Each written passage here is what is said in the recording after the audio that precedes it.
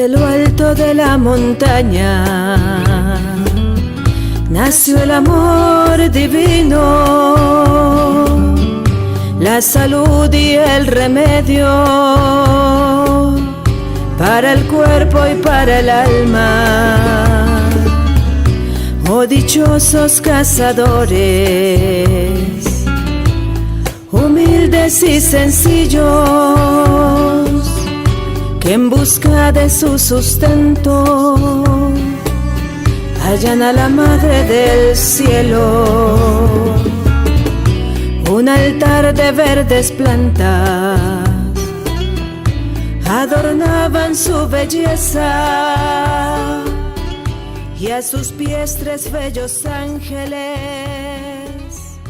custodiando su... Se suele imaginar el pasaje que vamos a leer hoy en Cafarnaúm, porque Jesús vivía en Cafarnaúm y porque de ahí había salido originalmente hacia allá. Entonces lo más lógico es que hubiera regresado al mismo lugar.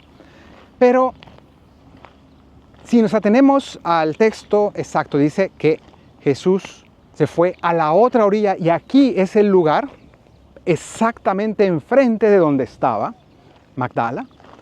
Y luego por otro tema, y es que aquí nos va a hablar del jefe de la sinagoga de este lugar. No nos dice cómo se llamaba la ciudad donde llegó, pero nos habla del jefe de la sinagoga. Y como antes la única sinagoga que se conocía aquí en Galilea era la de Cafarnaúm, que la que hay hoy, las ruinas de la de hoy no son de tiempos de Jesús, la de tiempos de Jesús ya no se conserva, está debajo de la bizantina que está ahí. Entonces, pues normalmente se imaginaba allí, pero hoy, aquí en Magdala, pues se ha descubierto pues ya dos sinagogas de tiempos de Jesús. Una de ellas, la que está aquí en el centro Magdala, es impresionante porque es de las mejores conservadas del mundo, del siglo I, y pues es precisamente de tiempos de Jesús. Es la sinagoga misma que vio Jesús. Entonces, podríamos imaginar que Jesús vino aquí a Magdala también a hacer estas curaciones. ¿Y qué se nos cuenta? Que cuando Jesús llegó, se le reunió mucha gente a su alrededor y se quedó junto al lago. Ahí estaba, donde estábamos ahora de pie. Se acercó el jefe de la sinagoga, que se llamaba Jairo, y al verlo se echó a sus pies y le rogó con insistencia: mi niña está en las últimas, ven, pon las manos sobre ella para que se cure y viva. Entonces le suplica. Este hombre, jefe religioso judío, siente necesidad de Jesús y entonces acude a él. Y Jesús se fue con él, acompañado de mucha gente que lo apretujaba. Entonces, ese es el contexto. Va caminando posiblemente por aquí, lleno de gente a su alrededor, apretujado. Y había una mujer que padecía flujos de sangre. Ahora vamos a hablar de esto. Esta mujer se acerca a Jesús porque necesita sanación. Y este va a ser el tema que vamos a hablar hoy, porque en este evangelio de hoy se nos cuentan dos milagros, se nos cuentan dos eventos, que son dos sanaciones de mujeres. Y esto es muy relevante. Ahora estoy entrando a la iglesia Duc in Altum, de aquí de Magdala. Ahí tenemos el atrio y el famoso altar de la barca, pero hoy no vamos a entrar ahí. Hoy nos vamos a ir a la cripta abajo, porque es donde se recuerda el hecho que hoy vamos a explicar y a meditar. Aquí dentro se encuentra esta pintura, este cuadro, sobre la curación de la hemorroísa. Es decir, aquí se ve la multitud que apretujaba a Jesús, aquí Jesús, los pies de Jesús, y la mujer que toca el manto de Cristo. Y en esto vamos a reflexionar hoy. Entonces, un fondo inmejorable para nuestra meditación de hoy. Pues resulta que Jesús está caminando y llega esta mujer. Pero lo interesante de este pasaje, como dije, es que hay dos curaciones que están interconectadas, de dos mujeres en edades muy diferentes.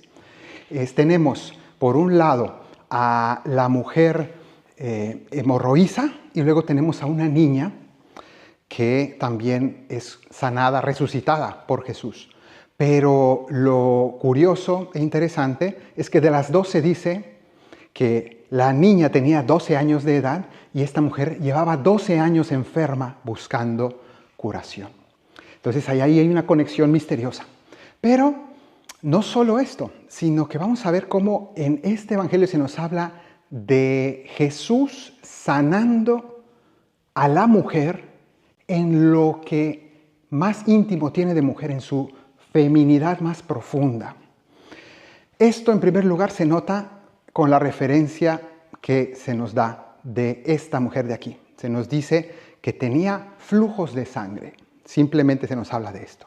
Evidentemente está hablando de un problema que está relacionado con su ciclo menstrual y por tanto un asunto, vamos a decir así, un problema complejo, no sabemos exactamente en qué consistía, pero un problema ginecológico que ella tiene y por tanto un asunto íntimo, pero muy complejo porque en el contexto cultural de esta mujer se trata de un asunto que también es religioso, porque en la Biblia, concretamente en el libro del Levítico, en la ley judía, la Torá, se dice que la mujer una vez al mes, cuando tiene su ciclo menstrual, en ese momento ella se vuelve impura, porque al tener ese flujo natural de sangre, ella se mancha también a nivel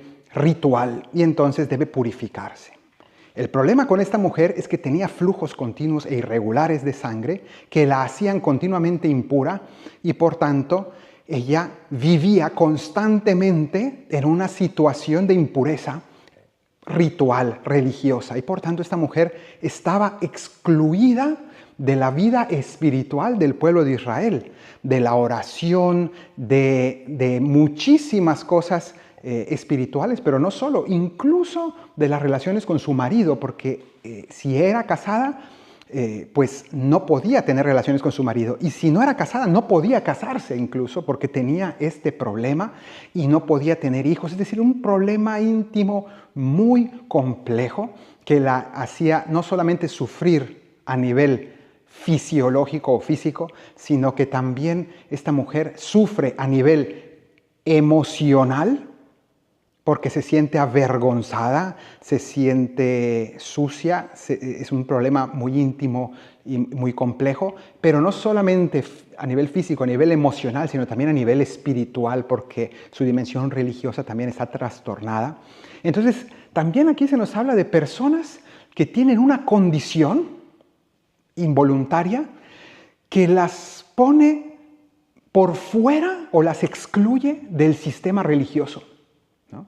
Y entonces hay personas que tienen ciertos problemas, a veces incluso problemas muy íntimos, que las hacen como vivir en un estado de excepción que las excluye a estas personas del resto, digamos, del pueblo de Dios. De algún modo les hace sentirse excluidas o que no son parte de esto. Y entonces aquí es donde Jesús va a intervenir, pero no es iniciativa de Jesús, sino es ella que va a buscarlo. Y con fe se acerca a Jesús.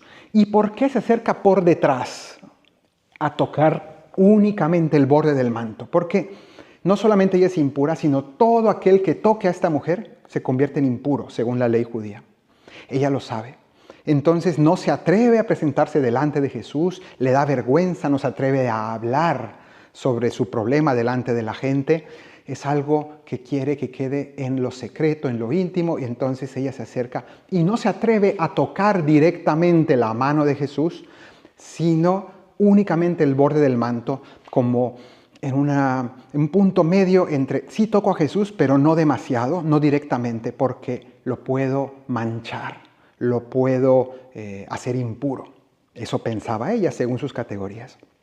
Entonces vemos una mujer que se siente sucia, se siente culpable, se siente avergonzada de algún modo de un problema que no es su culpa, pero nos habla de una condición herida, una feminidad herida en ella, un problema íntimo muy grave que trastorna su vida.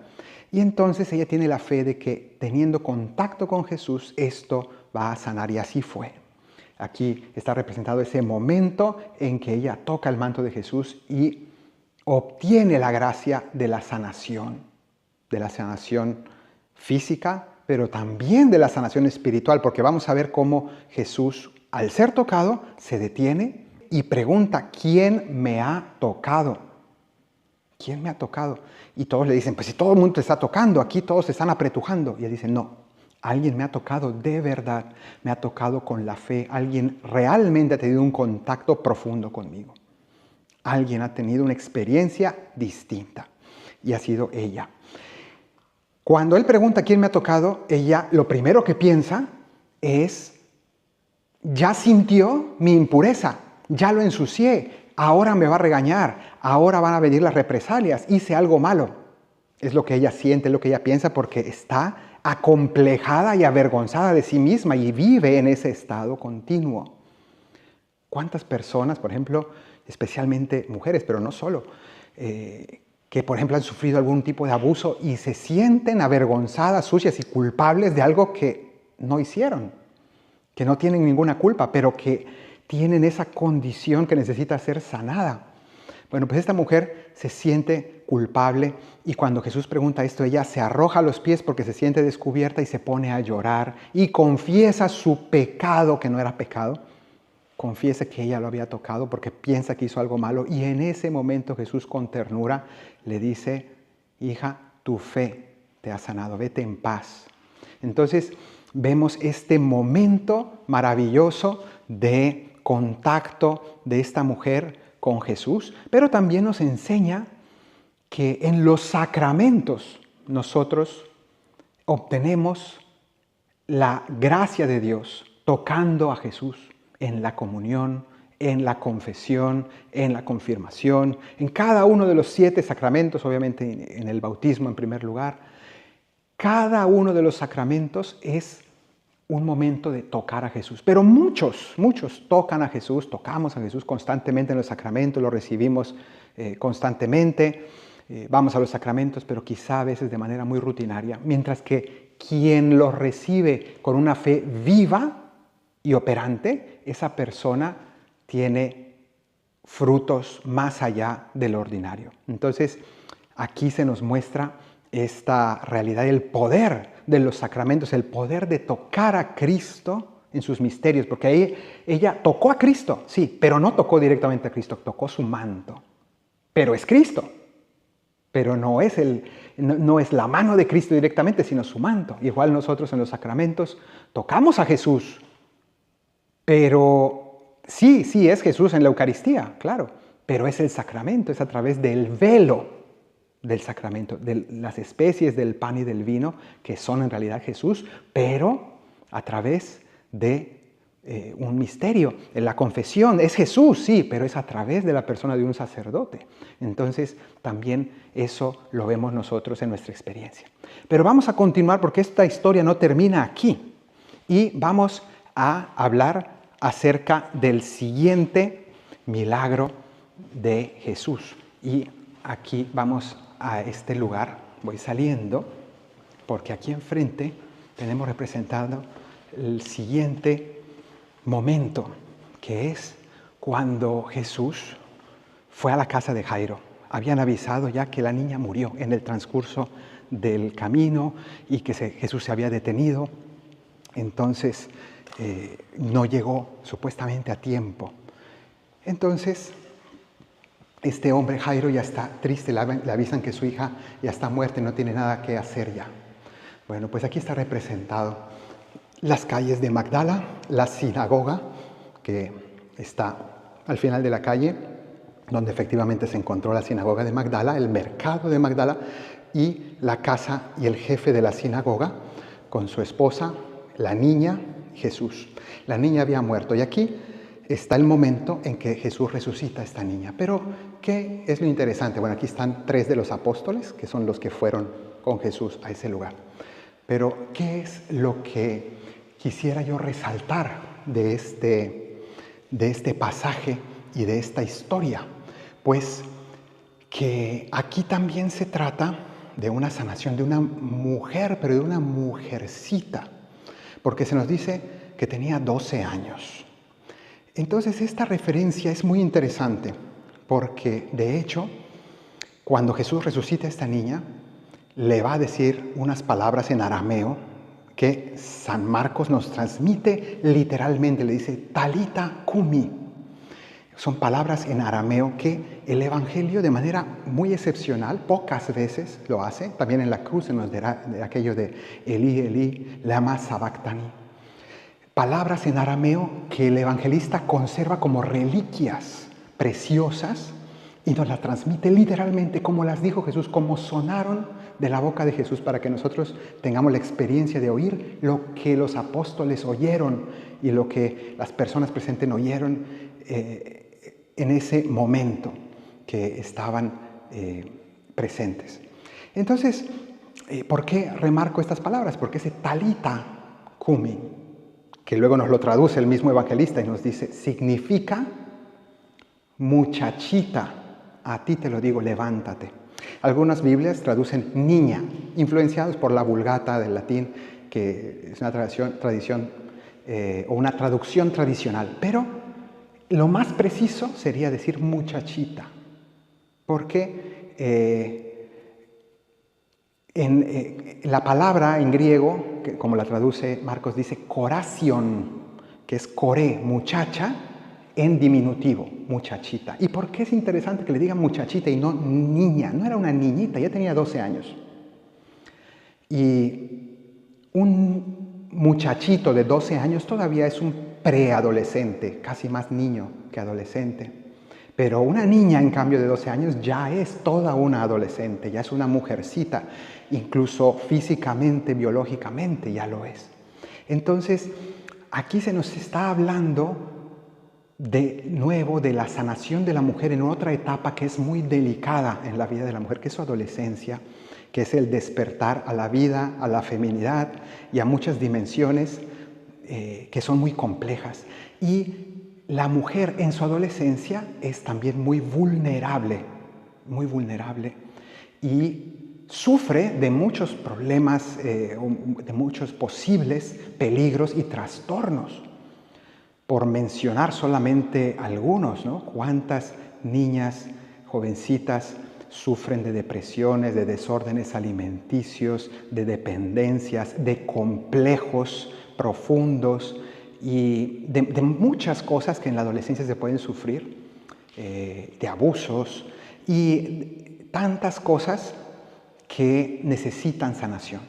Pero aquí de nuevo tenemos a Jesús presente, pero en este caso no es iniciativa de la niña que va a buscar a Jesús, sino son los papás, concretamente el papá aquí, pero bueno, la familia que trae a Jesús a casa.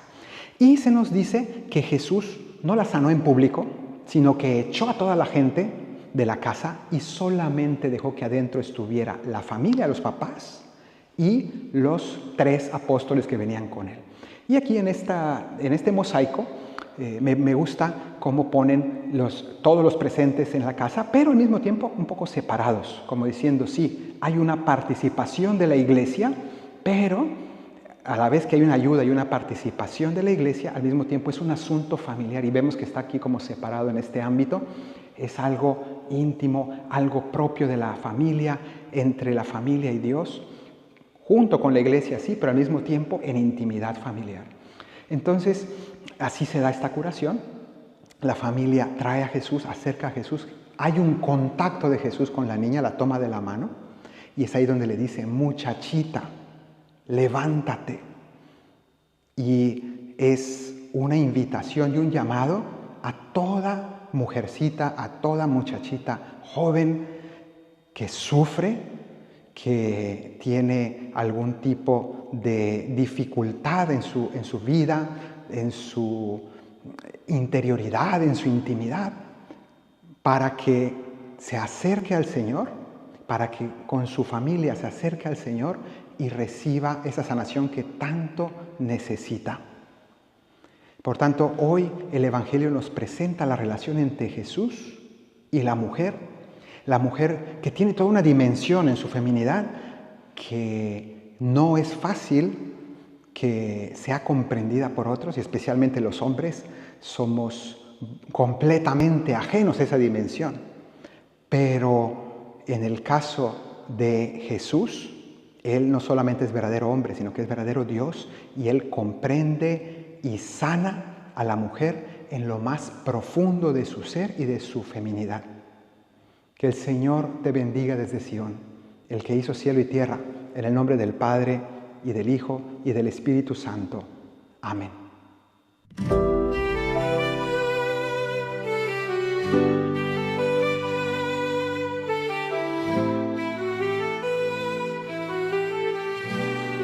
En muchas ocasiones me han preguntado acerca de las oraciones de sanación. Por supuesto que existen, son válidas y son buenas sin exagerar. Es decir, yo traigo un problema de cáncer y voy a ir para que me sanen. No, si Dios quiere, sí. A veces Dios nos hace el milagro a través de los médicos y no nos damos cuenta. Tengo unas bolitas de cáncer, voy al médico, salgo impecable, completamente limpio y vivo otros 30 años. No fue Dios, fue un médico. ¿No sabes si fue Dios a través de la medicina?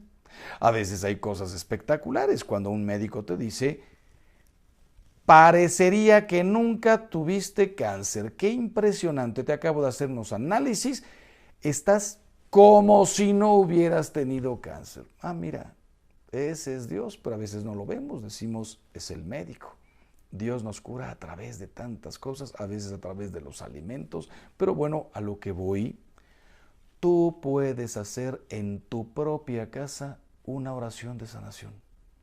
No te tienes que esperar a que haya un evento enorme de sanación. Escucha esta oración, grábatela, pásasela a cuantas personas quieras, escríbela y rézala todos los días. Señor, tú eres quien restaura mis fuerzas, el que todo lo puede, el que devuelve la vista a los ciegos, quien hace caminar a los cojos y el gran sanador de los enfermos. Quiero que vengas a reinar con poder en mi alma. Quiero asumirte en mi vida, asumir ese compromiso de también ser ese soporte para los débiles y asistir con tu amor a los que sufren. Tú eres la clave del verdadero amor. Amén. ¿Por qué no haces todos los días esta oración de sanación? Dile todo al Señor, todos los días al Señor: sáname. Pero ¿sabes qué? Primero, sana mi soberbia, mi envidia, mi pereza, mi lujuria, mi avaricia, mi egoísmo, mi responsabilidad, mi materialismo. Primero sana mi alma, como ese pasaje del Evangelio precioso en donde le presentan a nuestro Señor a un paralítico, abren el techo, bajan una camilla y Jesús, viéndolo cómo está, le dice: tus pecados te son perdonados. El pobre hombre dice: bueno, yo vine a otra cosa, yo vine por el problema de las piernas, de la parálisis. Y después dice: para que vean que el Hijo del Hombre tiene poder para perdonar de los pecados. Además de eso, te digo, toma tu camilla, levántate y vete. Para Jesús es más importante el alma que el cuerpo. Entonces, pídele primero a Dios: sana mi pobreza, la pobreza de mi alma. Después, Señor, si quieres, quitarme el problema de rodilla, de codo, de hombro, el cáncer que me acaban de descubrir. Si quieres, puedes curarme. En cambio, sí te puedo decir: Señor, sana mi soberbia, sana mi avaricia, porque Dios quiere, nada más estaba esperando que se lo pidieras. En cambio, a lo mejor mi problema de rodilla no es que no quiera sanarme, es que me quiere dar algo mejor. Te doy fortaleza, te doy fe, te doy esperanza. Queridos amigos, hagamos oración de sanación del alma después del cuerpo todos los días desde nuestra propia casa. Muchas veces nos preguntamos, ¿cómo puedo hacer oración? ¿Cuál es la mejor manera para lograrlo? ¿Hay algún método para poder orar? ¿Por qué desisto? ¿Por qué me rindo? Entre muchas otras preguntas. El Evangelio nos muestra un ejemplo hermoso de cómo hacer oración. Mateo 8, del 1 al 4. Es aquel episodio en donde se le acerca a Jesús un leproso y le dice: Señor, si quieres, puedes limpiarme. Extendió la mano y lo tocó diciendo: quiero, queda limpio. En esa petición de este leproso encontramos características importantes de cómo hacer oración. Cuando es una oración que brota desde nuestro interior, esa oración es sincera, esa oración es agradable a los ojos de Dios. Pero veamos esta oración que hace el leproso. Fíjate, primero dice que lo siguió mucha gente. En esto se le acercó un leproso, se arrodilló y le dijo. No es lo mismo seguir al Señor que acercársele a Él, estar cerca, hablar con Él. Y fíjate también las actitudes externas de este leproso. Se le acerca, se arrodilla. Inmediatamente cuando vemos que se arrodilla, aunque ya no hubiera dicho otra cosa este leproso, ya sabemos con qué actitud está ante Jesús. A partir de su apariencia seguramente era evidente saber lo que necesitaba. Entonces, si te fijas, estos signos externos también ayudan. Este leproso se arrodilló, se acercó a Jesús, pero también le expresa, exterioriza eso que tiene necesidad. Y simplemente le dice: Señor, si quieres, puedes limpiarme. Si te fijas, no es un gran discurso, no prepara frases elaboradas, sino que le habla desde lo profundo del corazón. Quiero resaltar al menos 3 características para hacer oración, basándonos en este texto del leproso. Primero, cuando vamos a la oración, lo importante es no exigir. Este leproso no llega exigiendo, porque a veces estamos pidiendo, pero parece que no es petición, sino que es una exigencia. Tiene mucho que ver la forma en la que pedimos para lograr conseguir algo. Si vamos a pedirle a alguien un favor, aunque sea mínimo, pero no se lo sabemos pedir, somos prepotentes, no encontramos las palabras adecuadas, pues por muy buena voluntad que tenga el otro, probablemente no nos ayude. Es importante aprender a pedir. Y a la oración vamos a eso, no a exigir, sino a pedir. Por eso es importante: Señor, hágase tu voluntad. Yo te pido esto, pero muéstrame tu voluntad. Quizá tu voluntad es mejor que lo que yo te estoy pidiendo. Es lo que hace María: hágase en mí según tu palabra. Es lo que hace Pedro: Señor, yo ya hice todo lo posible, pero en tu nombre voy a echar las redes. A la oración entonces no vamos exigiendo, vamos suplicando con humildad, haciéndole ver pues lo necesitados que estamos, pero al mismo tiempo no pretendiendo tener derecho sobre eso que estamos pidiendo. Segunda característica importantísima: no ocultar nuestras heridas. Este leproso no le da pena, no le da vergüenza que Jesús lo vea de cerca. Tener lepra seguramente era algo, permítanme la expresión, asqueroso, porque eran llagas que salían de la piel y eso, además de dar un mal olor a los que estaban cerca, pues la presentación no era para nada agradable. Pero se acerca a Jesús con confianza, no esconde su herida: Señor, si quieres, puedes limpiarme. Reconoce que está sucio. Eso es importante en la oración, reconocer lo que somos, no pretender presentarnos de otra manera. Ante Dios no valen las máscaras. Por eso, si te cuesta el tema de la soberbia, dile: Señor, soy un soberbio. Si te cuesta el tema de la lujuria, dile: Señor, ayúdame en este tema. Si te cuesta el tema de la envidia, dile al Señor: Señor, soy muy envidioso, soy muy envidiosa. No ocultes tu pecado, no ocultes tu herida, porque aunque lo ocultes, el Señor ya la sabe. Pero un corazón sincero, un corazón contrito, el Señor no lo desprecia. Y tercer característica, poner la confianza en el Señor. Si nos vamos a acercar a la oración es porque sabemos que solos no podemos, pero que Dios es poderoso y que es nuestro Padre. Por eso la súplica es: Señor, estoy en el barro, estoy caído, no sé qué hacer, pero yo confío en ti. Tú eres mi Padre, tú me vas a levantar. Sé que esto para mí es imposible, pero para ti nada es imposible. Poner la confianza en el Señor.